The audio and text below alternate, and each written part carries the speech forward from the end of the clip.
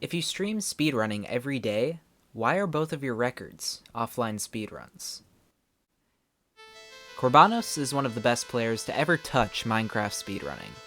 He accomplished the first sub 15 in 1.16, multiple world records in 1.9 through 1.15, and formerly held the combined RSG world record. He's earned the respect of everyone in the community, speedrunner or not. And another thing about him, he hates cheaters. So when Dream, who had held the 1.9 through 1.15 world record until Korbanoes beat him, came into Korb's chat and said this, things became personal. Fast forward about 10 months to June 25th, 2021. Korbanoes was able to use a new meta to set the first 1.15 world record since Dreams. This is Korbanoes' Insomniac world record, beating 1.15 in 16 minutes, 36 seconds.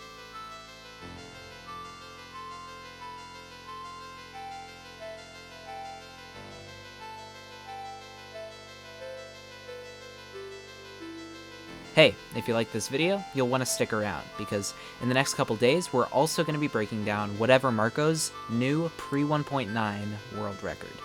Be sure to comment down below if there are any interesting speedruns you'd like us to analyze next. And as always, if you enjoy the content, subscribing helps us out a lot. Let's get into the video. So, what does it mean that this was an Insomniac world record? Well, a few months ago, a group of runners and members of the community, including Duncan Runs, Sichi123, and SharpieMan20, developed Insomniac Strats, which are called that for 3 reasons. 1, the player doesn't have to sleep during the run, which they normally would, since in the old meta they'd be trading for pearls on the second day. 2, players who reset for Insomniac runs will lose a lot of sleep, because seeds good enough to complete an Insomniac run are very rare. And 3, Insomniacs are people who have trouble sleeping, and without sleeping, you can't dream. Get it? 'Cause they're gonna beat Dream.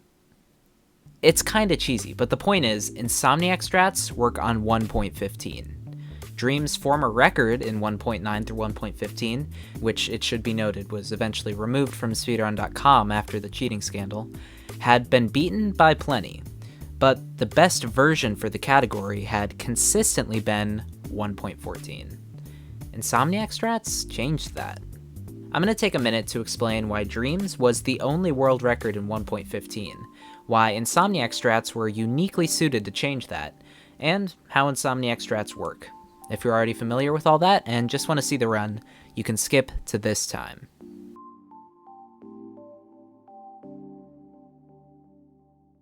Dream's former world record in 1.15 was an interesting one, to say the least. It was nothing like any of the world records before or after it in the category, in that it didn't involve trading with villagers. Instead, Dream found a looting 3 book in a desert temple, something that has a 0.86% chance of happening in a given temple, while on call with his friends, apparently, waiting to find one in a seed with a desert temple, a village, a nearby enter, a nearby fortress, and good stronghold chords. Needless to say, this wasn't something that speedrunners were going to reset for, because the odds of it happening were just ridiculous. Instead, a group of talented players came up with Insomniac Strats. The reason everybody in this category plays 1.14 is because in 1.15, if you trade on the second day, the villagers won't restock fast enough. Insomniac Strats work on 1.15 because you do all your trading on the first day. Of course, you could also use Insomniac Strats on 1.14, but that would defeat the purpose, to get a better 1.15 world record than Dream did.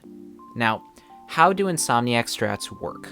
Well, it's complicated, and Korbanoes has a great video explaining it, which I'll link in the description, but to summarize, instead of acquiring all their pearls by trading wood, like in classic 1.14 runs, or by gathering tons of gold, like in pirate strats, the runner uses an amalgamation of resources to get enough emeralds to trade for enough pearls. Because the meta is so flexible, runners really have to know their stuff, and because the runs almost always end up being a stretch to get enough pearls, the runners also have to high roll pretty often on good end portals and no eye breaks. Now, I could try to explain every part of this graphic to you, but that would be time-consuming and embarrassing for me. So, just know that runners use a combination of getting gold and emeralds from shipwrecks and monuments in the ocean, getting hay and wood from villages, and trading in that village or kidnapping villagers to get all the pearls they need. And the how, when, and how much of Insomniac runs fluctuate wildly from run to run. Again, runners really do need to know their stuff to be able to play this meta quickly, and they also need to be prepared to do a lot of resetting for the right seed.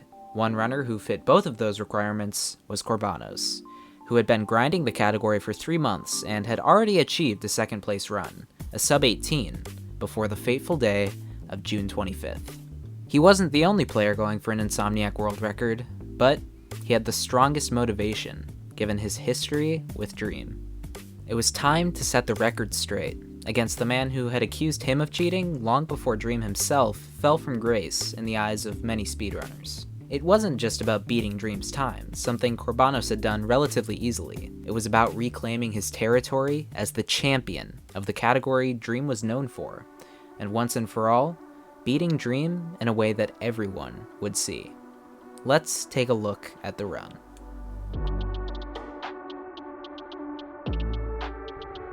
Korbanoes spawns on the coast of an ocean, which is a great starting point for an Insomniac speedrun.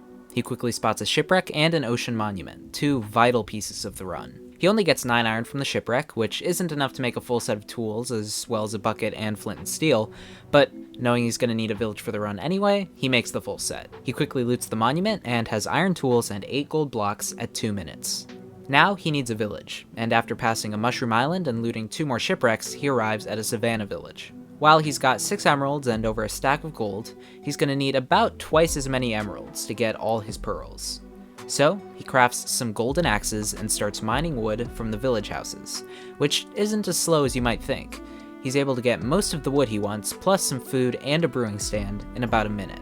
He gets the trading started by trading sticks to the Fletcher, leveling up the cleric with the emeralds he already has, then trading about half of his gold for emeralds. He's then able to task overlap by getting the rest of the wood he needs and crafting it into sticks, while waiting for the villagers to restock. He also grabs beds, a couple emeralds, and a bucket during this stretch. Once the villagers restock, he trades 1 more set of sticks, the rest of his gold, and once the cleric levels up, he trades all his emeralds for 11 ender pearls. He's out of the village at 7 minutes. This was a great seed for Insomniac Strats because it had multiple shipwrecks and a monument and a savannah village. Savannah villages are great for Insomniac runs because they have plenty of extra wood, but other villages can also compensate for that with the runner trading lots of hay or more gold and less wood, for instance. It's important to note that the monument is essential for first day trading, as it not only gets you lots of emeralds, but simultaneously levels up the cleric, something that you would have to acquire more emeralds to do in the first place if you didn't have lots of gold.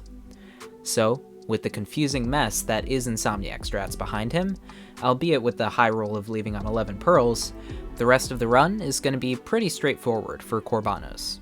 Find a nether enter and parade for a fortress. After an 830 enter off of a lava pool, his spawn doesn't look great at first, but he quickly spots a fortress. The nether isn't that fast. He has to travel a decent bit to get to the spawner, and the blaze fight is pretty average. He goes 6 for 10 across 4 spawn cycles. But just the fact that he was able to get his pearls in an Insomniac run, and get another with a fortress nearby, means this is still good pace. This isn't super likely to be a world record run at this point. Doi Pingu left for the stronghold at great distance at 14 minutes, while Korb's about half as far from spawn at 12 minutes. He's still definitely going to need a good stronghold and perch. So, Korbanoes is at everyone's favorite part of 1.9 through 1.15 speedruns, holding W. After quickly reaching an ocean, the odds of world record shoot up, as not only can he travel a lot faster, but an ocean stronghold saves a ton of time on triangulation and digging. Even with the ocean, it takes Korb over 3 minutes to get to the stronghold, compared to the 30 seconds it took Pingu. The massive difference maker here, though, is the portal room. While Pingu's into the stronghold at about 1430 RTA, and Korb's in at about 1530, Pingu's into the end at about 1620, while Korb's in at about 1540. Having an exposed portal room is huge. and it's what put this run over the top. But now that Korbanoes is in the end 40 seconds faster than the world record, the task is still unfinished. He's got 5 beds from the village, which would be comfortable in 1.16, but with the one cycle somewhat harder in 1.15, he's still got to clutch up big time. He sets up the obsidian block, and if he's feeling any nerves at all, they're not coming through in his gameplay. He's set several world records in the past. One at the peak of the attention on this category, when Dream still held the world record, and one that would define an era of Minecraft speedrunning, and stand as a monument to the past in a period of constantly changing metas. But maybe none of them mattered as much as this one.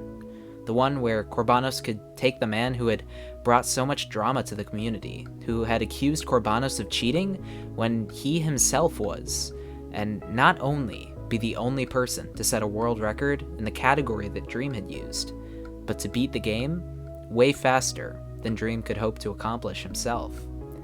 With a near instant dragon perch, Korbanoes had the chance to do just that. And if you've been paying attention so far, you know that Korbanoes isn't the type of player to pass up that opportunity.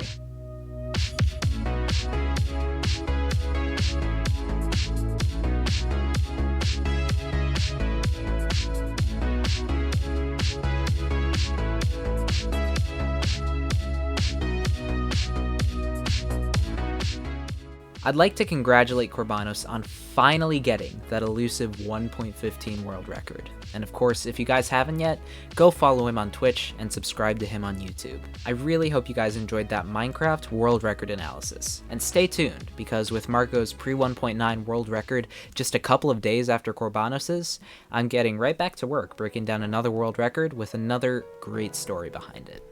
But you'll just have to wait and see that one when it comes out. So, remember to like and comment on the video so that more people can find it. Subscribe to see more of our videos, and as always, thanks for watching, and I'll see you in the next video.